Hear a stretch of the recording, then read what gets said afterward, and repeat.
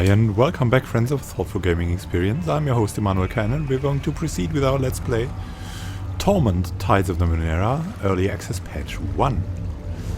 Last time we just died from touching this obelisk, so I replayed the game the same way I did our decisions, and yeah, this time I saved before it, so we'll try this again with the obelisk. A matte black obelisk floats in midair above the water. It has sharp curved sides that converge to a glowing tip that brightens or dims with the passing of the base's faint breezes.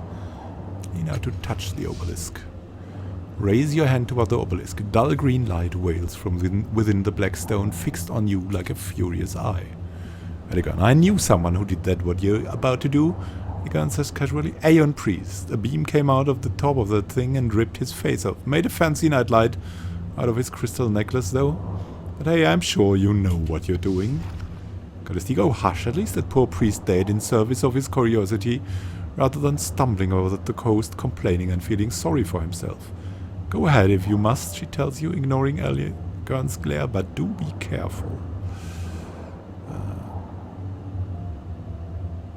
We can stretch our crystal shard toward the obelisk, so let's do that. Carefully, you level the shard at the obelisk, and a superheated beam lances from the tip of the structure into the crystal, sending vibrations up your arm and suffusing the shard with a warm green glow. And we've got an infused crystalline shard now. And now we'll leave that thing alone, because we don't want to die. What more is there to explore? This thing. Alright, let's go there. The blobs moving upward. A bubbling mass of sludge floats on the surface of the water. Every once in a while, an oily nodule separates from it and hurtles into the sky. You catch momentary glimpses of a muck-coated objects in a putrid musk. Examine the sludge. Carefully, you lean closer to the heaving mass. After a moment's study, you notice that the globules rising into the sky always contain something, be it a shining core of untainted seawater or a tiny fish. Law machinery. The currents within the sludge move in a repeating pattern that suggests mechanical function rather than organic life. Attempt to retrieve the object trapped in the sludge. And we'll make this moderate. Success. And we have a cipher sickness minor fatal. Next time sunlight strikes the object's streaked surface, you're ready. You snatch it from the oily mass and clean it as best as you can. Again, an ecstasy glass. Callistege, I'm not sure whether that awful muck is harmless or you are immensely lucky. Either way, do go on poking things, dear. It's quite entertaining. Search for more objects. Spot no other mysterious objects in the bubbling mass. We will wait. Minutes tick past as you patiently wait beside the mass of sludge. Nothing surfaces. You see nothing but muck and more muck. At last your patience is rewarded when an unusual object bubbles to the surface. Before it can sink out of sight again, you snatch it up. And we gained cipher sickness, symptoms increasing. We gained a time-stable blood stim. You found a veritable filth-stained show. Well done, dear. Let's wait for more.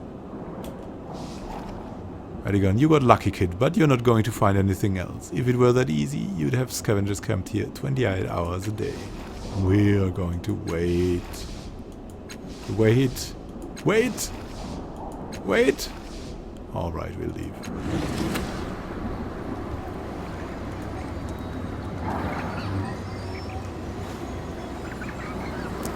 Let's go up here.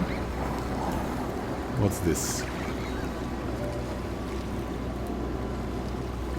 A yawning intake marks the front of a long-dead construct. Inside, the metal is pitted, black, and ancient. Although this cube hovers in the air, you can feel the ground shudder with its vibrations. More things. Oh man. Cable connects this spout to the collection device. A nozzle looks like it may have been attached to another machine at another time. This device is collecting black goop from somewhere underwater and pumping it to the nearby spout.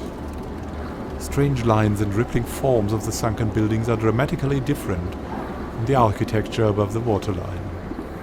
Oh, and what was this? We weren't here yet. Oh, we can interact with that. We want to interact with everything.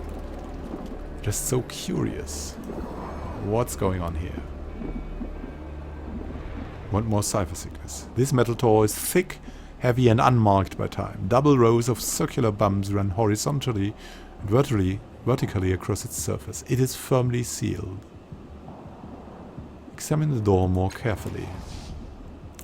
The metal surface is infused with minuscule threads that are barely visible to the human eye. They only run in straight lines and right angles, and they seem to converge at circular bumps. Upon closer inspection, you notice that each of the bumps is unique. Some have flat faces, others are actually many-sided polygons, and a few are marked by tiny apertures. Unfortunately, you don't see anything that resembles a knob, keyhole, or access device. You try touching both the flat planes of the door and the small bumps, but nothing happens. Examine it again. Yeah, nothing. Nothing again. Knock on the door. You knock lightly at first, then harder. The door makes no sound at all, nor does it shudder or yield. There's no one home, dear. Hasn't been for thousands of years. She peers at the door. One of my colleagues at the Order claimed that she got inside, but I don't believe her. Oh, well, let's leave the door alone.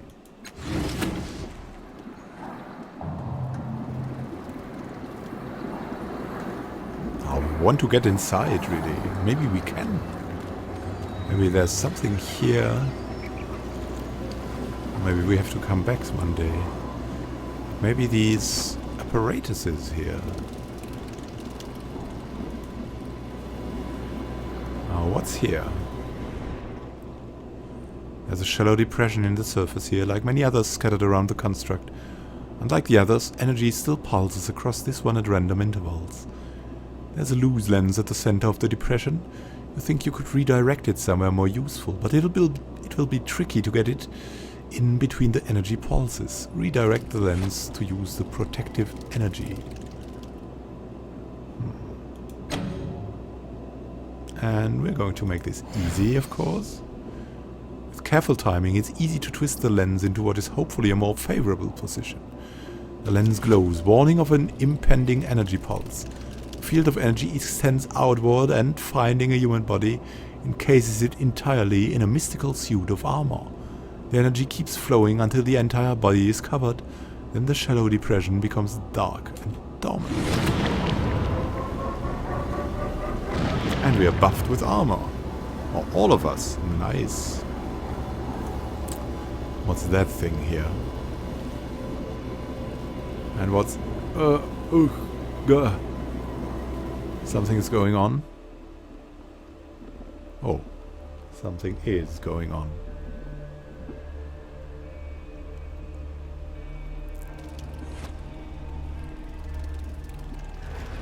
Who are you? Quorro, as you step onto what looks like the back of the enormous construct, four strangers approach you. In the lead is a wiry man with parallel scars running from cheek to collarbone on the left side of his face. He gives you a welcoming smile, pulling on grey gloves embedded with pulsing lights. He's about to say something to you when he notices Callistege. Cal, I thought you'd sworn off trawling the reef. Found anything tasty? His eyes travel up and down both you and Aligan. Callistege, odds and ends, Quorro. Nothing that would interest you, I'm sure. Her words are calm, but she has gone quite still. Scan thought, what is he doing here? He has something up his sleeve, I know it, means Callistege. Something wrong, Callistege? Nothing's wrong, dear. I accompanied Quorro on an expedition once, long ago. His methods were too crass for my tastes. Though in his defense, he never tried to kill me when my back was turned. She beams at Quorro. Or if he did, he failed and I didn't notice. Aligan, I don't like this. Aligan hisses in your ear, loud enough that Callistege can hear it too. If she's cagey about him, it can only mean trouble. Callistege, you should hear what I tell people about you, dear. She gives Elegant a venomous smile. Killer or not, she whispers, Quorro is not a man who can be trusted with unvarnished truth. Tread lightly. Turn to Quorro. What do you want? Right to the point, this one, isn't she? I know most of the draft that scavenges the reef these days, but it's a rare pleasure to see a new face. His smile is disarming. All I want is information. A falling star landed near here not long ago. I don't suppose you were around to see it.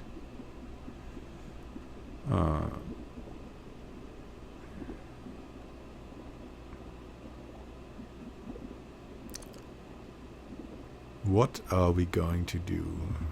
Too bad we can't get a hint. Nice scars, how did you get them? Two things are more dangerous than death in this world, he says, his smile widening. Asking impolite questions of strangers, playing with Numenera you don't fully understand. My error was in the latter category.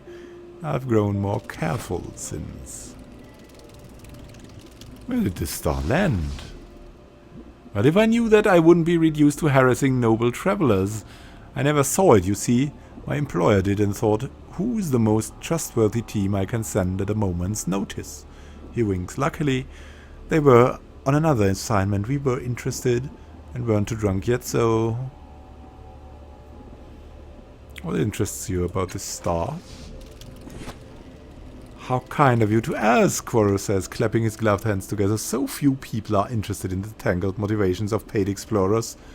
He spreads his arms as if holding the sky and continues. The world is littered with ruins and fascinating secrets. Trouble is, anyone can claim them, but when something falls from the sky, now that's rarer, and a man can make his name off such a find. Pauses, then adds, we're also being paid quite handsomely. That helps. Enough chat, I think, he says, and there's no humor in his smile now. Where's the falling star? What are these gloves for? Unwelcome but anticipated complications. He does not elaborate. He does so love his ambushes, Callistege whispers in your ear again, even though her mouth is closed and she isn't looking at you. He didn't have the gloves when I knew him last, but I'd wager they're connected to devices in the area. Quorro's soul, Quorro says, apparently unaware of Callistege's interruption. The star. Have you seen it?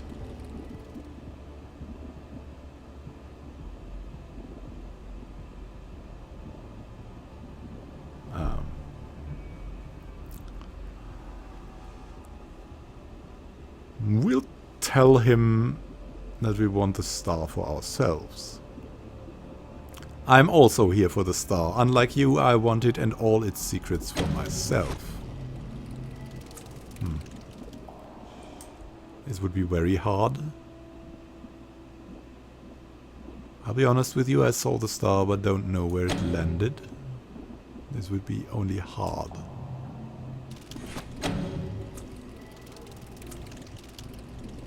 Oh, this would only also be hard. Fell from the sky. There was no trying to deceive him. We're intellectuals, and let's tell him we want that star. Success. Quorro gives a long, hard look, then he sighs. An admirable goal. Were I less enamored of... He coughs, blushing, then continues. Of certain pursuits. And in a dire need of money, I'd likely be doing the same. Good hunting. Perhaps we will meet again. Scan thoughts. If she's not telling the truth, then she's a fantastic liar. Guess I was wrong. And we gain some XP. Interesting. Elegant. Nice thinking, kid. That would have been a fiasco. You figured out why they were here, right?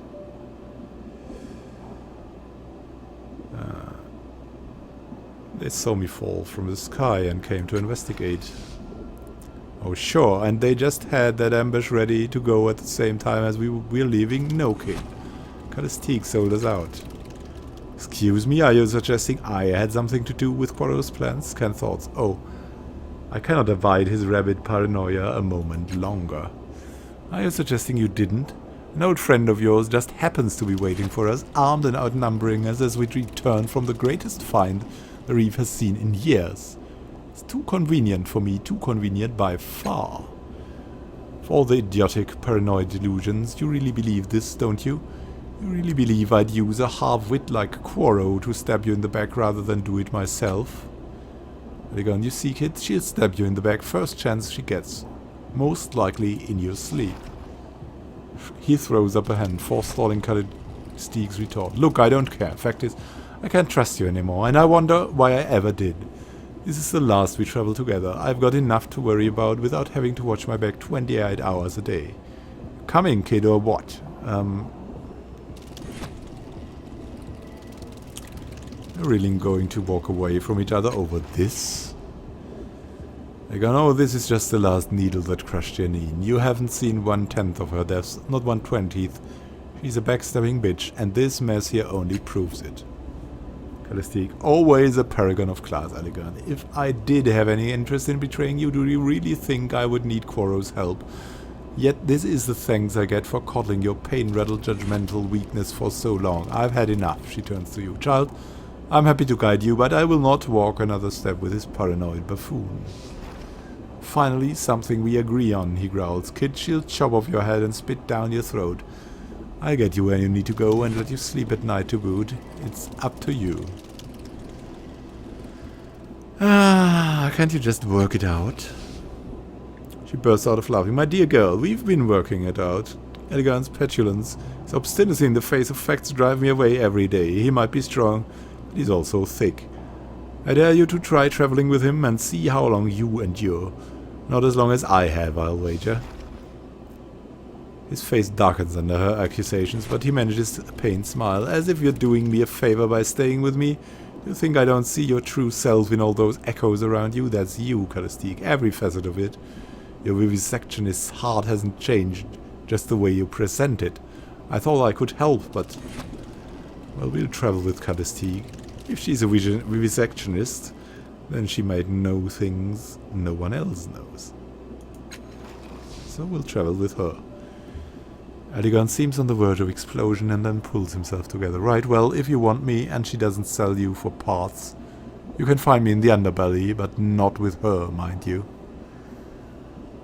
Scan thoughts. She will sell you for parts. First chance she... Forget it. It's her choice, not my problem. Callistege, I'll let you know what you've missed, Elegant. I'm sure you won't be. Missed, that is. She links her arm possessively into yours. Let's go, child. We have a world to conquer.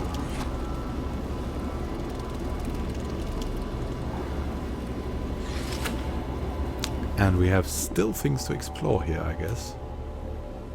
Yes. Really, many of them. Energy pulses have ceased. It seems whatever power was left in here has been spent.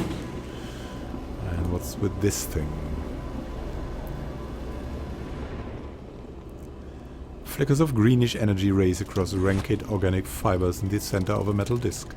A slight yet implacable sense of unease surrounds the device. Touch the fibers and try to project the device's energies outward. Oh yeah, let's use interact.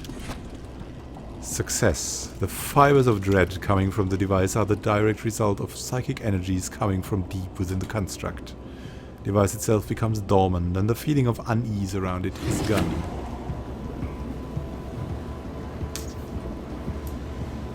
What more can we do here? Oh, let's examine this again, maybe.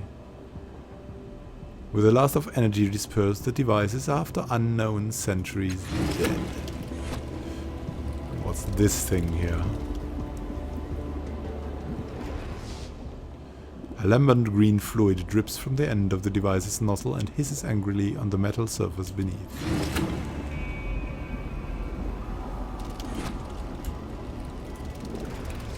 So there's nothing we can do here? No.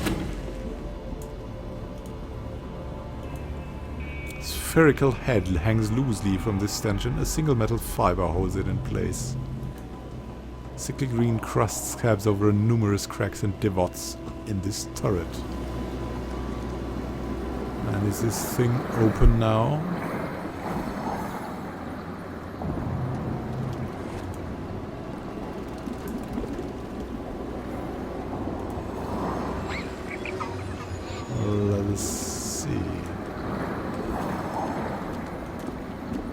Is it? Probably not.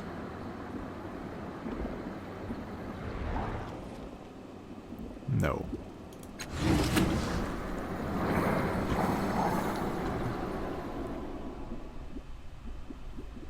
Then let's move back here. We're glowing. We should have fought, really. We could have.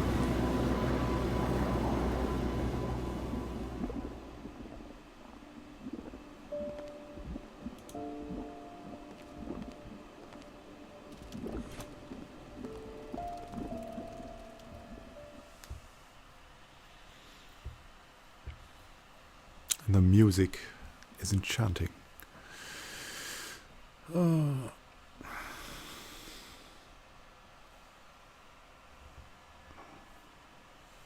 It really is.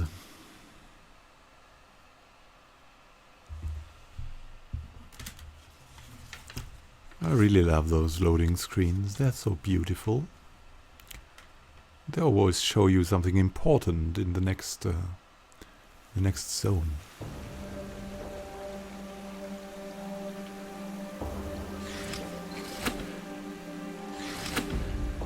So,